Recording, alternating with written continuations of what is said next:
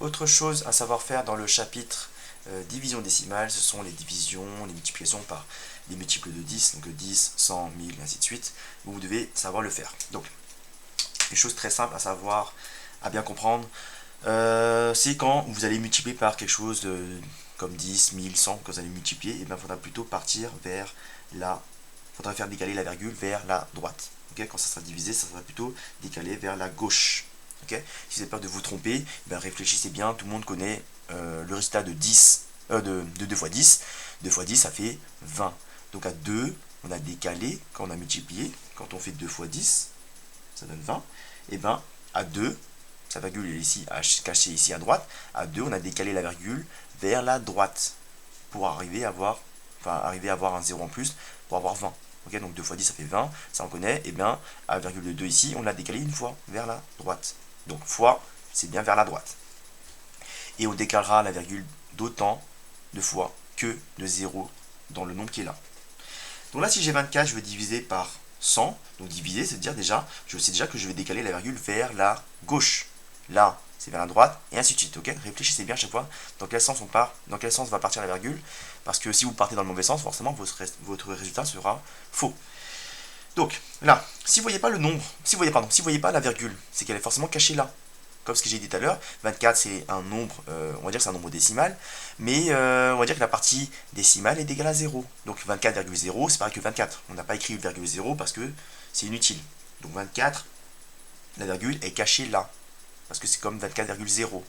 Donc cette virgule là, elle va se décaler deux fois, parce qu'il y a deux zéros, un 0, donc deux zéros, donc on va décaler deux fois vers la gauche, parce qu'on divise. Vers la gauche, parce qu'on divise, et décaler deux fois, donc cette virgule là va se décaler deux fois. Donc ça fait 0,24. Si vous avez peur de vous tromper, parce que c'est facile de se tromper, si on met juste ici à 2,4 ou alors un 0 en plus, et ben le résultat est complètement faux. Donc prenez bien le temps de compter une fois que vous avez écrit votre résultat. Il n'est pas encore trop tard pour corriger si c'est faux.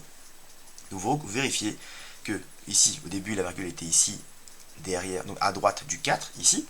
Ok, là on a bien décalé une fois, deux fois vers la gauche. Donc le résultat il est bon. Ensuite, ce nombre-là, là j'ai 1,37 multiplié, donc la virgule va se décaler vers la droite, et on va décaler combien de fois 1, 2, 3, 3 fois du coup, parce que j'ai 3 zéros. Donc on va décaler 3 fois la virgule vers la droite.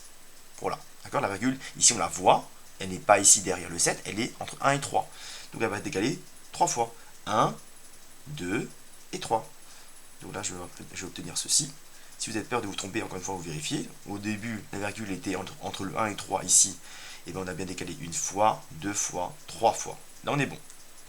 Bien sûr, vous pouvez très bien écrire virgule zéro, c'est pareil.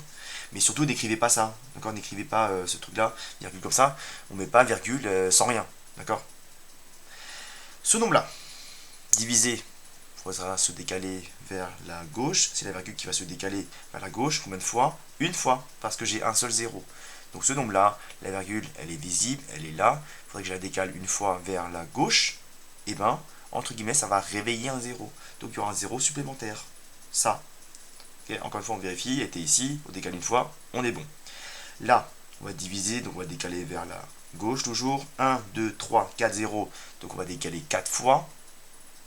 Là, si vous avez peur de vous tromper, ben, c'est simple. Si, à chaque fois qu'on décale, à chaque fois qu'on décale la virgule d'une fois vers la gauche, ici ça réveille un 0. Donc là j'en ai 2. Je devrais forcément en avoir 2 plus 4 qui donne 6. 4, 5, 6 et 8. Okay, si vous n'êtes pas sûr d'avoir bon, recomptez. Il n'y a pas d'urgence, vérifiez bien. Là au début elle était ici. Donc il y avait un 8, 0, 0 avec, avec une virgule ici. On a bien décalé une fois, deux fois, trois fois et 4 fois. On est bon. Donc ça c'est la bonne réponse. Là, on va décaler vers la droite. Combien de fois? Deux fois, parce que j'ai deux zéros.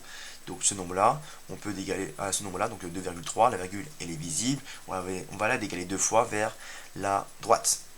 Donc en décalant une fois, j'aurai 23. En décalant encore une fois, j'aurai 230. Tout ça se fait sans calculatrice. Hein. C'est se fait de tête. Voilà, vous pouvez compter. Prenez un brouillon s'il faut, mais pas besoin de calculatrice. Ce nombre-là, un peu plus grand, multiplié par 10, ça change absolument rien. On va décaler vers la droite une fois, parce que j'ai un 0. Donc là, la virgule était entre le 5 et le 7. Elle va se décaler ici, entre 5 et 7 encore une fois. Mais là, d'accord. Donc j'aurai ce nombre-là, ça et la virgule sera ici, là. Et c'est bon.